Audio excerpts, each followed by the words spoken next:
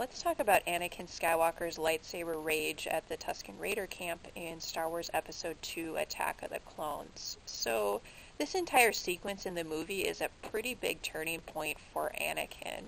Up to that point, we see a lot of his recklessness, but this scene where he takes care of this entire Tusken Raider village, that really shows kind of his recklessness and his lack of restraint at its peak.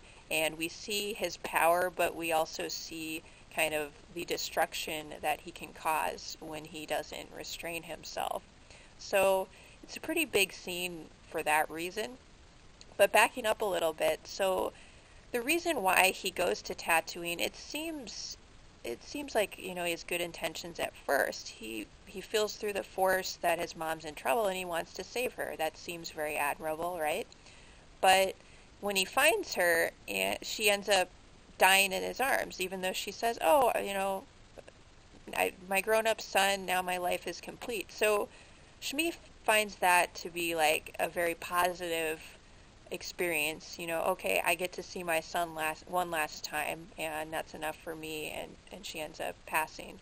But to Anakin, he clearly perceives this interaction in a very different way.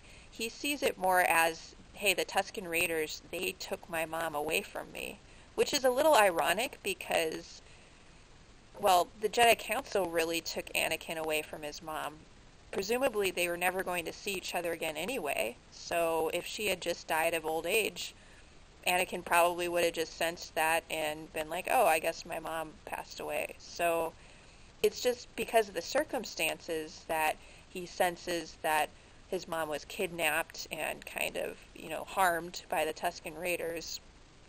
Anakin feels kind of a betrayal or just a big anger at the circumstances, I think. So it does make you wonder about the alternative. Have you ever thought of that? Like if Shmi had just gotten old instead, it would have been very different. So it's just a really big scene. And as a viewer, we only get a glimpse of his destruction. So we just see him kind of angrily slice through, 2 or 3 of the Tusken Raiders. But then later we find out that he got rid of the entire camp, which that's a pretty big deal, especially, when he has that whole moment with Padme where he admits that it's not just the men but the women and the children too, and clearly he's just gotten rid of a bunch of innocent people. And it's so bad, you guys. And you kind of wonder, like, okay, Yoda can also sense that Anakin is in pain, but how much does he know about what Anakin has done? Because if a Jedi just goes and, like, kind of wipes out an entire camp of people, I would think that would be highly frowned upon, or even, something that would get you kicked out of the Jedi. But what do you guys think about this? What do you think about this scene when Anakin just wipes out this entire Tusken Raider camp, and, well, and how I guess it foreshadows a lot of his dark side tendencies later?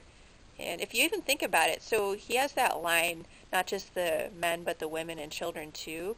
Then, now flash forward to Revenge of the Sith, when Anakin goes to the Jedi Council and he gets rid of the younglings. So I guess that scene, you could say, is foreshadowing his future destruction of the younglings. It shows he's capable of lashing out at just about anybody, whether they are innocent or guilty of anything.